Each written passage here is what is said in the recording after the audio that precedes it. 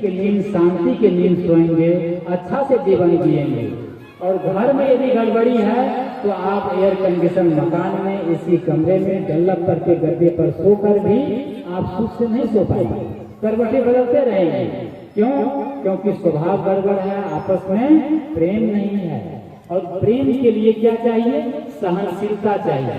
सबसे पहला क्या है? सहनशीलता। हम जिस परिवार के सदस्यों की कुंडली में रहते हैं वहाँ सबका स्वभाव अलग अलग है, सबके संस्कार अलग अलग है, सबके विचार अलग अलग है। और उनको किसी में कोई ऊंचा बोलता है, कोई धीमे बोलता है, कोई थोड़ा जोर से बोलता है, तो उसको लेकर के अपने आप को सामंजस्य, शांति, सह लेना।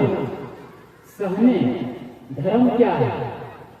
धर्म शब्द धी धातु से धर्म शब्द बनता है, जिसका अर्थ होता है धारण करना। धर्म धी धातु से धर्म शब्द बनता है, जिसका अर्थ होता है धैर्य, धारण करना, सहनशीलता। जब हम सहनशील होते हैं, धैर्य धारण करते हैं, तो क्या होता है? हम असली धार्मिक बनते हैं। धर्म का पहला सूत्र है सहनशीलता, धीरज, धैर्य। धैर्य रखें, सहनशील बने, क्षमा करें। एक घर में एक लड़की पहली बार शादी हुई और शादी होकर के मायके ससुराल गई, और ससुराल से जब मायके आई तो माँ पूछती है, बेटी तुम्हारे ससुराल वाले कैसे हैं? तुम्हारे पति कैसे हैं? तुम्हारे ससुर कैसे हैं? तुम्हारे भैंसुर कैसे हैं? तुम्हारी ननद कैसी है? तुम्हारी सास कैसी है? माँ है ना माँ, बेटी का सबसे अधिक ध्यान कौन रखता है? माँ रखती है, सही है ना माँ? तो माँ पूछती है बेटी से पहली बार जब आई तो कि बेटी तुम्हारे एक नाम ले लेकर के पूछती है कि पति, ससुर, भैंसुर, ननद, देवर, ये लोग कैसे हैं तुम्हारे? बेटी कहती है माँ सब लोग अच्छे हैं, ससुर अच्छे हैं, पति अच्छे हैं, ननद अच्छी है, और देवर भी अच्छे हैं, भैंसुर भी अच्छे हैं, लेकिन मेरी सास जो है ना, मत पूछो, पूरे 420 है, 420। जब से मैं गई हूँ तब से मेरी सास लड़ाई कर रही है, झगड़ा कर रही है, और मुझे नाते दम कर दी है। अब मैं उस घर में नहीं जाऊंगी। वो सासू माँ है ना, बहुत मुझे डांटती है, लड़ाई करती है, झगड़ा करती है। माँ समझ गई, माँ जानती थी बेटी का स्वभाव, बेटी भी कम नहीं था। तुम चलोगे डाल डाल तो मैं चलूंगी काम पाप, है ना? बेटी भी कम नहीं थी। माँ समझ गई तो माँ ने कहा बेटी तुम चिंता मत करो, अब जब तुम ससुराल जाएगी ना, ससुराल, तो मैं एक मंत्र दूंगी, मैं एक जादू दूंगी, मंत्र दूंगी, और तुम्हारी सास तुमसे नहीं झगड़ा करेगी। 3 महीने के बाद फिर जाने लगी तो माँ एक ताबीज बनाई, पित्तल का ताबीज होता है ना, जंतर मंतर, तो ताबीज बनाई। और वो बेटी जब जाने लगी तो देती है, कहती है बेटी ये ताबीज ले लो, इसमें जादू है, मंत्र है, और इसको हमेशा आंचल में बांधे रखना, आंचल में बांधे रखना।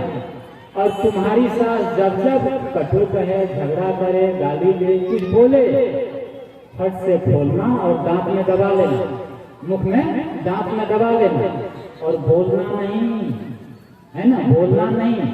बोलोगी इसमें जादू है, तुम अंधी हो जाओगी, है ना, अंधी हो जाओगी। अब गई, 1 दिन 2 दिन बीते, फिर सासू माँ कुछ बोलने लगी, कुछ कहने लगी, तो वो फट से वो खोलती है, दांत में दबा लेती है।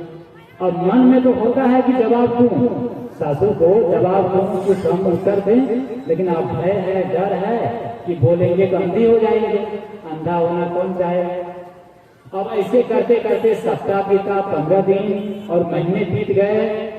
अब देखिए झगड़ा कैसे होता है, एक तरफ से झगड़ा होता है, वो बार बार मन में होता था कि मैं भी जवाब दूंगी, लेकिन डर है कि बोलेंगे तो अंधे हो जाएंगे, है ना। ऐसे करके 2 महीने के अंदर सासू माँ सोचती है कि मैं इतनी मतलब कुछ कहती हूँ बहू को, लेकिन बहू एक बार भी जवाब नहीं देती है, इतना सिलवान है, इतना मतलब सहनशील है। वो सासू सोचती है, क्योंकि झगड़ा दोनों तरफ से होता है, लड़ाई दोनों तरफ से होती है।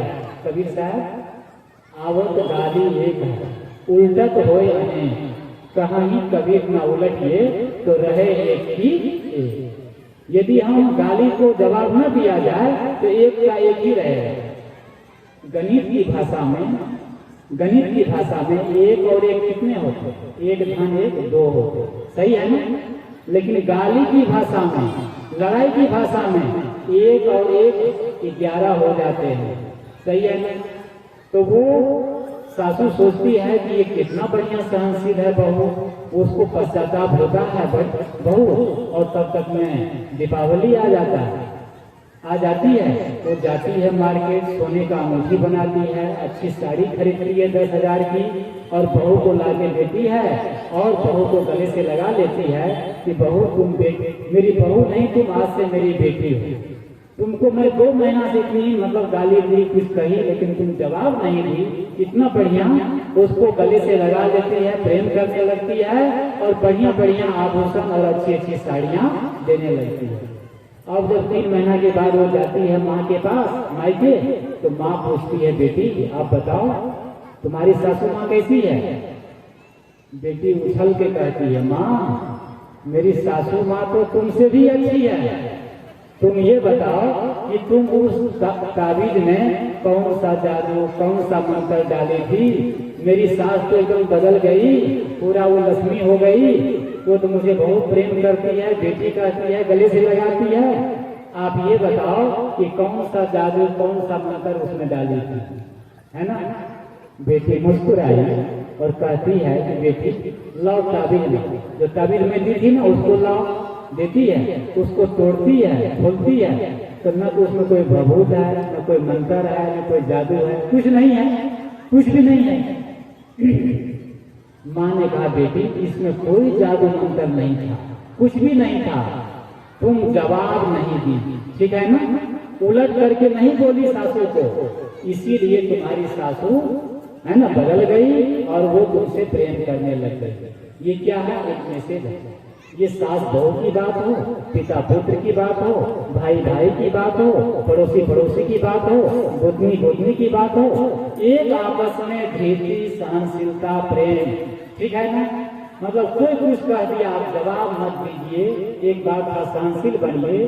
भगवान कृष्ण क्या कहते हैं? शिशुपाल भरी सभा में, है ना, यज्ञ में कितनी गालियां दिया? 100 गालियां। कितनी गालियां? 100 गालियां। शिशुपाल भगवान कृष्ण को, महाराज कृष्ण को 100 गालियां दिया शिशुपाल, और सहते रहे, भगवान कृष्ण सहते रहे। 101 गाली जब हुआ तब सुदर्शन चक्र छोड़, सही है? तो 100 गाली का भगवान हमारे सह सकते हैं, महापुरुष सह सकते हैं, तो आप 11 गाली नहीं सह सकते हैं। लेकिन लोग कृष्ण महाराज के उपासक है, कबीर साहब के उपासक है, राम की उपासना करते हैं, उपासना तो करते हैं लेकिन उनके गुण नहीं ले पाते हैं। तो इसलिए सबको चाहिए कि मैं कह रहा था क्या कि सिंहावलोकन, अपने स्वभाव को देखें, अपनी वाणी का हम सिंहावलोकन करें, अपने जीवन को देखें कि जीवन बदलने का, स्वभाव को अच्छा बनाने का यही सूत्र है कि हम एकांत में बैठ करके आत्मचिंतन करें। तो ऋषि कहते हैं कोटि गद्या हरि भजे, करोड़ों काम छोड़ करके रात में शाम को जब आप सोने जाएं तो एकांत में बैठ के आत्मचिंतन करें, सिंहावलोकन करें, तो आपकी आदत सुधरेगी, व्यवहार सुधरेगा, स्वभाव सुंदर होगा, और जब आप अच्छे बनेंगे तो बच्चे अच्छे बनेंगे, बच्चे अच्छे बनेंगे परिवार अच्छा होगा और सब कुछ मंगलमय अच्छा होगा। मैं अपनी बात को यहीं पर विराम दूंगा। जैसा कि ये कार्यक्रम विगत 2 दिनों से चल रहा है और इस कार्यक्रम के पीछे आप लोग का श्रम, शक्ति और बहुत लगा है, बहुत मेहनत से तब ये कार्यक्रम का आयोजन हुआ है और आप लोग सफल है। इतनी भीड़, इतने लोग, सब लोग आए और सत्संग से लाभ ले रहे हैं। संत गुरुजन बाहर बाहर से आए हैं, उनके प्रवचन, दर्शन, भजन से लाभ ले रहे हैं। और इसके मूल में, इसके जो मूल में है एक गांववासी, और गांववासी के मूल में है हमारे आदरणीय श्री शंकर आनंद साहब, जो उनके मन में ये थी कि हम एक बड़ा कार्यक्रम कराएंगे गुरुजनों को बुला करके। और वो 2 साल पहले से मेरे से कह रहे थे, 10 वर्ष भी समय लिए थे, लेकिन वे खुद तबियत नरम हो गई थी तो कार्यक्रम को कैंसिल कर देना पड़ा। इस बार वे पूरे, मैं कहा कि आपकी तबीयत नरम रहती है, ये कार्यक्रम इतना कैसे होगा, ठंडी का मौसम है। उन्होंने कहा साहब जी शरीर तो छूट ही जाएगा, लेकिन शरीर के छूटने से पहले मैं चाहता हूँ कि एक बड़ा सत्संग हो, बड़ा यज्ञ हो, ये मेरी मनोकामना है। और उनकी ये मनोकामना को पूर्ति करने के लिए जो पूरे कौवा हो कि गाँववासी है, सज्जन लोग हैं, जो भक्त लोग हैं, मैं सबका नाम नहीं जानता हूँ, ये लोग सब मिल करके उनको भरपूर सहयोग किए, पूरे गाँववासी के लोग, और उन लोग को बहुत बहुत साधुवाद है, बहुत बहुत शुभकामनाएं हैं। और इस प्रकार के आयोजन अगर होते रहेंगे तो आपका परिवार सुधरेगा, आपका गांव सुधरेगा। बुद्ध भगवान जिस गांव में रहते थे ना, जिस गांव में, तो 5000 भिक्षु, और 5000 भिक्षु को देख करके पूरे गांव के लोग विकसित हो जाते थे और सुधर जाते थे। जिस नगर में संत होते हैं, आयोजन होता है, सत्संग होता है, वह उस गांव के लोग सुधरने के लिए, अच्छे बनने के लिए मजबूर हो जाते हैं। ये चीज है। अगर समाज में, राष्ट्र में परिवर्तन कोई कर सकता है अच्छी दिशा में, तो वह है संत गुरुजन, सत्संग। इसलिए ये सत्संग रूपी यज्ञ यहाँ पर हुआ है, हो रहा है। इसके मूल में आप लोग सब लोग हैं, तो आप लोग को बहुत बहुत शुभकामनाएं। तो इसी के साथ मैं अपनी बात को विराम देता हूँ। बोलिए सदगुरुदेव की जय। सदगुरु कबीर साहब